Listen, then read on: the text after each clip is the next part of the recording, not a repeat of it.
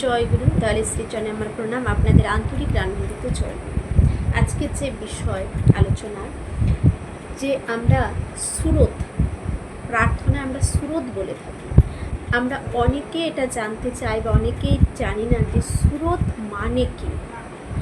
আবার আমাদের যে বীজ নাম, যে নামটা আমরা করি, সেই নামের মানে কি, ঠাকুর কি বললেন একদম সহজ সরলভাবে, সেটাই আজকে আলোচনা করছি।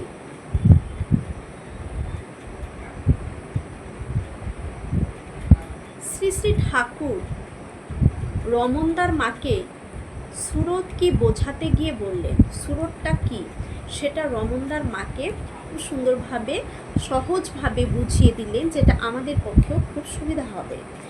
যে সুরত কি বোঝাতে গিয়ে বললেন, স্ত্রী পুরুষের পরস্পরের মধ্যে আছে যোগাবেগ। এই যে স্ত্রী পুরুষের মধ্যে যে একটা যোগ আবেগ আছে, একজন আরেকজনের প্রতি যে আকৃষ্টটা হয়, যে এই যোগাবেগটা যে আছে, তার দরুন কি হয়, তার দরুন রাজবীজের মিলন হয়ে সন্তানের জন্ম হয়। এই আকৃষ্ট হয়ে তাদের মধ্যে মিলনের ফলে একটা সন্তানের জন্ম হয় বা সৃষ্টি হয়। তার মধ্যে ওই যোগাবেগই হলো প্রধান জিনিস। তার মধ্যে প্রধান সন্তান যে জন্মটা নেবে, তার মধ্যে প্রধান জিনিসটা কি, ওই যোগাবেগ। সেইটি হলো সুরত বা জীবাত্মা। সেটাই হচ্ছে সুরত বা জীবাত্মা। এই সুরত যখন গুরু বা ইষ্টের প্রতি পড়ে, এই সুরতটা, এই যোগাবেগটা যখন কারো গুরুর প্রতি বা ইষ্টের প্রতি পড়ে, মানে ইষ্টের দিকে আকৃষ্ট হয়, ইষ্টের গুরুর দিকে আকৃষ্ট যদি হয় কেউ, তখনই মানুষের কল্যাণ হয়, আর তখনই মানুষের কল্যাণ হওয়া শুরু হয়ে যায়।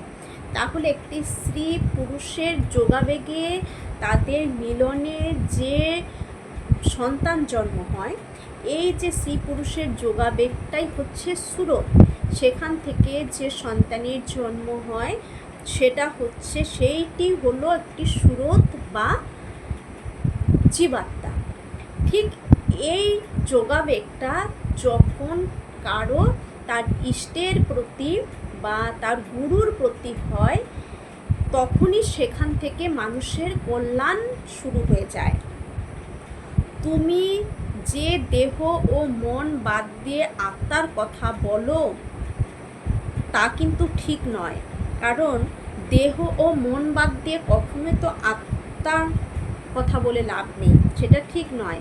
আত্মা মানে চলৎশীল সত্তা, অর্থাৎ যা এগিয়ে চলে। আত্মা মানে যা এগিয়ে চলে সর্বদা, এবং দেহ মন তার আশ্রয় বিশেষ। ওই তার দেহ মন তার আশ্রয় বিশেষ। দেহ মনটা দেহের মধ্যেই, মনের মধ্যেই তো আত্মার আশ্রয়স্থল। এই দেহের মধ্যেই তো আত্মা এসে তার আশ্রয়স্থল করেছে। তাহলে দেহ মন বাদ দিয়ে তো আত্মা কখনো থাকতে পারবে না, তাহলে এগিয়ে চলবে কিভাবে? তাহলে ওই দেহ মন বাদ দিয়ে কখনোই আত্মার কথা বলা যাবে না। আত্মা তাহলে তো বোঝা যাবে না, আত্মা আমার এই দেহ মনের মধ্যেই তো আত্মার বাসস্থান, আত্মা আশ্রয় নিয়েছে। তাই দেহ ও মনকেও বাদ দিতে নেই। স্বামী স্ত্রীর মধ্যে যদি গভীর মিল ও অনুরাগ না থাকে, তবে সন্তান ভালো হয় না। স্বামী স্ত্রীর মধ্যে যদি গভীর অনুরাগ বা টান, ভালোবাসা, যদি এসব মিল কোনো কিছু যদি না থাকে, তাহলে সেখানে সন্তানও ভালো হয় না। কিন্তু যা হয় এবং যেমন হয় তা ওই যোগাবেগ মাফিকই হয়। কিন্তু যেমনই হোক যাই হোক, ওই যোগাবেগের মাফিকে কিন্তু হবে। আমার একটা পুরুষ এবং স্ত্রীর যে মিলনটা হবে, যে ভাবের, ওই যে বললো, ঠাকুর বলে দিলেন না, মিল এবং অনুরাগ যদি না থাকে, সেখানে যেমন ভালো সন্তান হতে পারে না। যদি তাদের মধ্যে ভালো সম্পর্ক না থাকে, ঠিক গুরুর সাথেও যদি আমার সেই যোগাবেগটা না থাকে, তাহলে সেখানে ফলটাও সেরকমই হবে। সেই যোগাবেগ মাফিকই হবে। যেমন যোগাবেগ স্বামী স্ত্রীর মধ্যে যেমন যোগাবেগ, যেমন মিল, যেমন অনুরাগ, সেখানে যেমন সন্তান হবে, ঠিক গুরু বা ইষ্টের প্রতিও যেমন যোগাবেগ আমাদের থাকবে, ঠিক তেমনই সেখান থেকে আমাদের চরিত্র বলুন, আমাদের চলাফেরা বলুন, আমাদের পাওয়া বলুন, সব কিছু তেমনটাই কিন্তু ঘটবে। তাহলে ঠাকুর এখানে কি সুন্দর করে সুরত কি ঠাকুর বুঝিয়ে দিলেন। যেমন এখানে আবার ঠাকুর বললেন, সুরত শব্দযোগ সম্বন্ধে শ্রী শ্রী ঠাকুর বললেন, সুরত হলো তাই যা হতে জীবন গজিয়ে ওঠে, যা হতে জীবনটা আমাদের গজিয়ে ওঠে। জীবন তো গাছ তো অনেক, একটা গাছ যদি আমরা বুনি, সে গাছটা অনেক রকম হতে পারে। একটা পরিপুষ্ট সুন্দর ফলে ফুলে ভরে থাকে, আরেকটা পাতা ঝরা একদম মানে হওয়ার কথা হয়ে রয়েছে। তা ঠিক তেমনই সুরতটা হলো তাই, এই যোগাবেগটা আমাদের এমনই যে যেখান থেকে আমাদের জীবনটা গজিয়ে ওঠে। প্রত্যেকটা কোষের মধ্যে আকুঞ্চন প্রসারণের মূলে লেগে আছে, নাম করায় এটা বেড়ে যায়, বোধ করা যায়। যত নাম করা যায় এই সুরত, এই যোগাবেগটা ততটাই আমাদের ইষ্টের প্রতি বেড়ে যায় এবং সুন্দর হতে থাকে। তাহলে যত নাম করব, নামের সাথে যত আমরা একাত্মবোধ হব, ততই আমাদের তার সাথে যোগাবেগ, এই সুরত, যে সুরত ততটাই ভালো হবে, ততটাই আমরা গজিয়ে উঠতে পারবো, সব দিক থেকে আমরা লাভবান হতে পারবো। এখন এই যে আমাদের বীজ নাম, এই বীজ নামের মানে কি? শ্রী শ্রী ঠাকুর এটা জিজ্ঞাসা করলেন। এটাও খুব সহজভাবে ঠাকুর আমাদের বুঝিয়ে দিলেন। আমরা অনেক সময় এত কঠিনভাবে এটাকে বুঝতে পারি না, আমরা বুঝে উঠতে পারি না। কি সুন্দর করে ঠাকুর এই গ্রন্থে বলে দিলেন, প্রতুল দীপ্তি গ্রন্থে। শ্রী শ্রী ঠাকুর তাকে বললেন, রাধাস্বামী মানে কি রে? প্রফুল্লদাকে জিজ্ঞাসা করলেন। প্রফুল্লদা বললেন, রাধ ধাতু মানে নিষ্পাদন করা। শ্রী শ্রী ঠাকুর বললেন, যিনি নিষ্পাদন করেন, যার শক্তির দ্বারা সব কিছু নিয়ন্ত্রিত হয়েছিল, হচ্ছে এবং হবে, তাই রাধা আর তার স্বামী। তাহলে যে একটি রাধা মানে হচ্ছে একটি পাওয়ার, একটি শক্তি।